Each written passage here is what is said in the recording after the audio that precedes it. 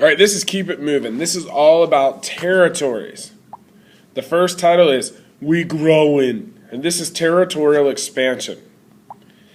Now, the 1787 Northwest Ordinance provides government structure for the territories. It provided the gov for the territories.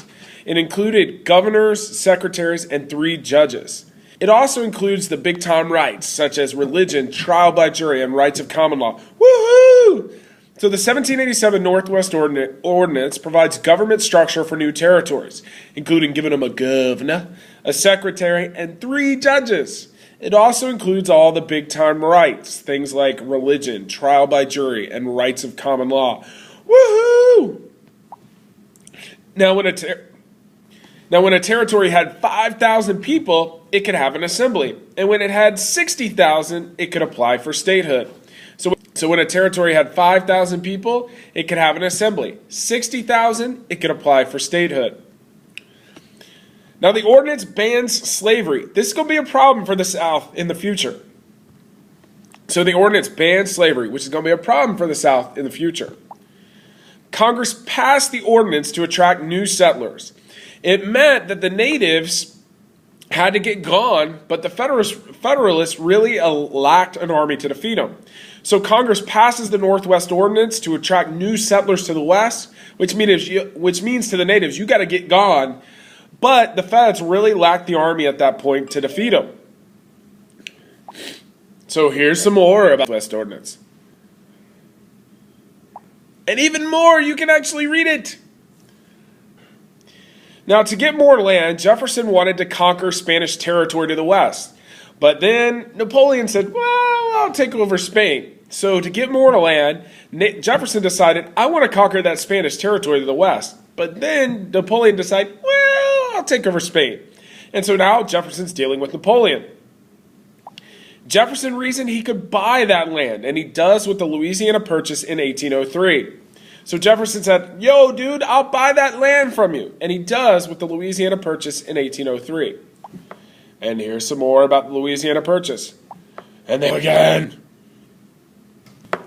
Now in 1804, Jefferson's just bought this land. So he's got to say, yo, I got to send some guys out here to see what I bought. I mean, you got to know what you bought. So he gets his secretary and his buddy to go out there. And that was Meriwether Lewis and Clark. It was Meriwether Lewis, and I'm blanking on Clark's name right now. Ooh, sorry. But it's Lewis and Clark. And so he sends him out there to see what the heck he bought. And here's some more on Lewis and Clark. And even more. And I know his name now. It's William Clark. Duh. All right, so by 1823, James Monroe formulates what he called the Monroe Doctrine. And basically it says that Europe, you should stay the heck away from Latin America, that Latin America is an American problem.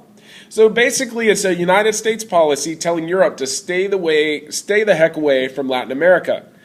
And if you want to know more about the Monroe Doctrine, there you go. There you go again! And guess what? It's wartime, bruh. It's wartime, bruh. This is all about the War of 1812. Now, it's during the British and French Napoleonic Wars, the U.S. participated in what was called the re-export trade. The British start stopping U.S. ships. And they told these U.S. sailors, they said, yo, dude, you're going to sail for us now. And this term was called impressment. Because if they didn't sail for them, it was, you're going to be in big trouble and going to be hurt. So during the British and the French Napoleonic Wars, the U.S. was participating in the re-export trade. The British would stop U.S. ships and told U.S. sailors, you're now British sailors. And this term is called impressment of sailors. And here's some more about impressment. At first, Americans thought impressments are the price of doing business. But they soon realized that was stupid and they start calling war. So at first, Americans thought that, yo, this is the price of doing business. But they soon realized that's stupid and they start calling for war.